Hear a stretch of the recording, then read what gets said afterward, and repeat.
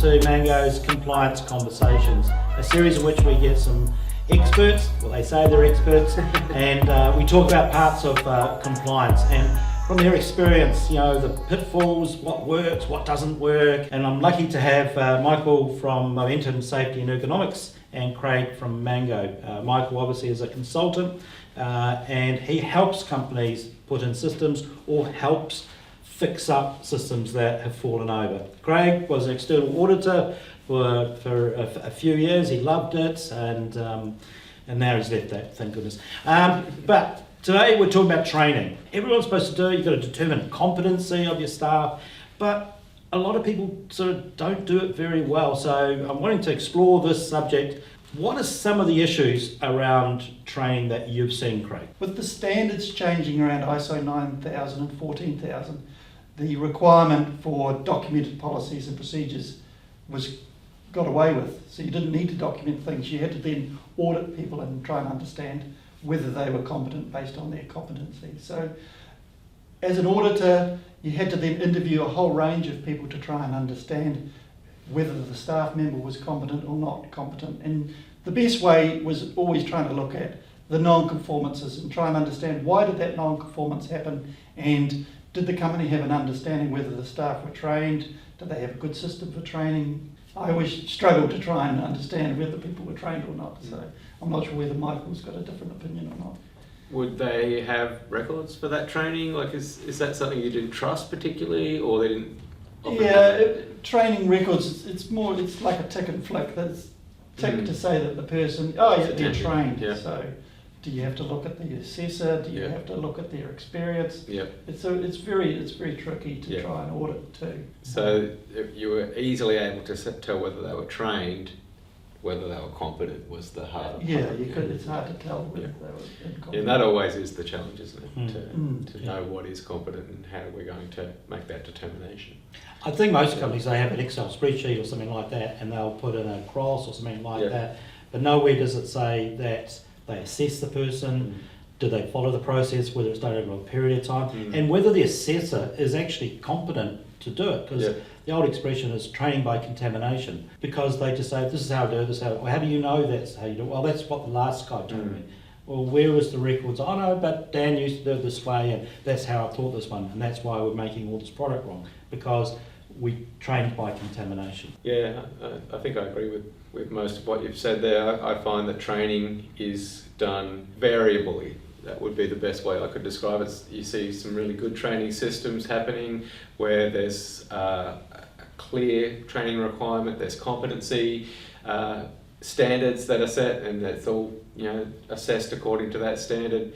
And then other places I go into, it's just like, can you just tell us what, do some quick training, and that's all they want, and maybe a quick sign-off sheet is all you see, if that sometimes. So it's highly variable.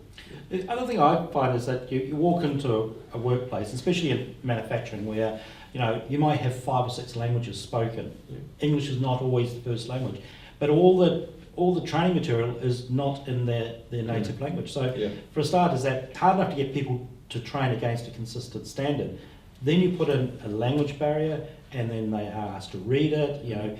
I don't think companies sort of look at and say, what is the best way to deliver this training? I know at Mango, we're certified to ISO 9000 and 27000, and we've actually gone and started to turn all our procedures into videos, because it's a better way of doing it. And because our environment has 2 screens, they can actually be watching the video on how to do something and actually doing it on the other screen. So that becomes very effective. You can observe them, you can sit behind them, and you can see that they're actually understanding. Yeah, I'm seeing more of that these days, and I think it's a move in the right direction for the larger part. But I do think there's a bit of a move away from traditional face-to-face training as well.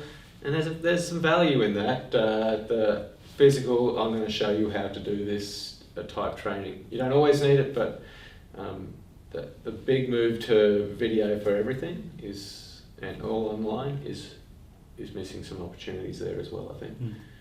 Which is a good point. So the next one is like online learning, inductions. That's a form of training. So what are your thoughts about that? No, Mango has that built into it, but I still don't think it's necessarily, I think people rely too heavily on it. which is the assessment component at the end. That's missed from online learning. Yeah, well, like Michael said, online learning's okay, and then maybe an assessment as part of that. Yeah. You know, choose ABC or whatever it is. That's okay, but really for me, when I was a manager, training my staff and then getting them to actually do the job and then assessing them over a period of time, maybe every couple of weeks, just to make sure that they understand what has to be done. I think you can't beat that. Yeah, you've got to ask yourself, why are you moving your training online? And I think for most companies it's more to do with efficiencies, to just be able to quickly cycle people through a training course, get them to do it whenever they want to, and that's good, but they're not moving it online because online's better, it's because we can get more people more easily trained. Yeah.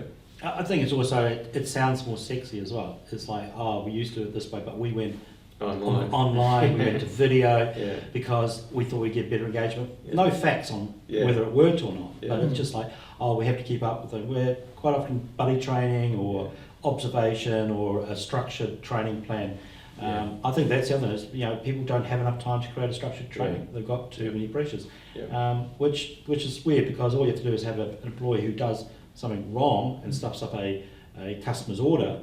Any efficiencies you've got, you're just lost in that, or even worse, they have an accident because they weren't trained, and now you've got someone off, you might be in court, you've got to get a replacement worker to do that guy's work. Okay, so I think we all sort of agree it's a mixture of whatever, it has to fit your organisation, but it's all good to do it. But then the other part, which even when I was doing auditing, which was the thing that was always broken, was the Excel spreadsheet. The records of training and keeping that up to date and stuff like that, and the reminders and the renewals and all those things. Yes. Any ideas on sort of better ways to do that? So I went through the teaching people how to construct their training matrix in the Excel spreadsheet, and back in the day I think that was the best system, but nowadays I'm sort of saying to people, like, you need to move to a better learning management system than that. It's got to be able to be easily kept up to date, and it's got to generate reminders, and it's got to have the ability to clearly make a determination on competency and how they got to that competency level. So yeah, I think we've moved past spreadsheets for our training records now, to be honest. Oh, if only that was the case. If only that was the case. Well, I think we should. I don't think we have. I think we should have. Is what I'm saying. Well, a training spreadsheet was easy audit fodder as well, because as soon as it's completed, it's out of date. Yes. A day later, because somebody else has done some training, and people are continually learning, and knowledge is being built up through on-site training or whatever it is. So it was easy to audit because you could find holes in it all the time. Like any register, really, isn't it? So it's things have moved on, like you say. Things have moved on, and you've got to look at other learning management systems. Because it's actually it's a quite important input into your management review. There's the section on training, you know, what training's coming up. You know, from that you can determine, you know, costs for your budgets for next year. You can look at capacity planning. There's nothing worse than having all your forklift licenses coming due at the same time, which just happens to be in the busiest time of the year, like, Christmas time. No one could drive a forklift. So these things are all inputs that should be into your management review. Have we got training? Can we spread out the training? What are the costs? Do we need to have that many people? You did a webinar yesterday on first aid training. People go off and get a whole pile of people trained first aid, but have they actually looked to see they needed that many people? Suddenly, but without actually having that data to present to management, you can't sort of make good decisions on, do we need that many people? Have we got good coverage and stuff like that? Yeah, and that's all that whole planning process of your training. It's a bit, oftentimes it's just a bit knee-jerk. Yep, we need training, let's do it, send a bunch of people off, but we haven't sat down at the start of the year or the cycle and looked at, a bit of a training plan for the year is a great idea. I think training gets a big boost after you had an accident or a big customer complaint. Then suddenly one of the findings is we haven't had enough training, and suddenly that pushes it where if you had data that you were presenting to management as part of the weakness to the business, you could do that far more efficiently. Yeah, you're right. It does get cop the blame for a lot of accidents and incidents as well, and then you get that little bit of kickstart with your training. That's another topic as to whether the training is actually to blame. It probably oftentimes is not, but that is often the impetus for more training. Any last pearls of wisdom, nuggets of gold that we can give the listeners? It's always going to be the same type of thing for me, is that if you just take a little step back, be a bit more systematic about how you go about these sort of things with planning and sort of objectives and targets and those sorts of things, then you'll do it much better. That's really what I would say there. And you can work out which training is important, which ones we need competencies for, who's going to be the assessors, etc. So all the stuff we've talked about today, just a bit more systematic. Yeah, I totally agree. Work out your needs analysis, Yeah. what training is actually required Yeah. from your matrix, Yeah. then put in a plan in place, do the training, and then make sure you do your ongoing assessment to Yeah. make sure that people are actually competent Mm. that have received that training. So just be systematic It's a simple with your process. whole training process.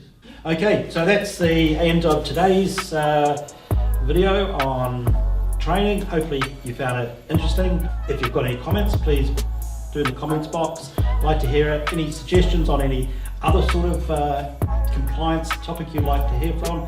And thank you.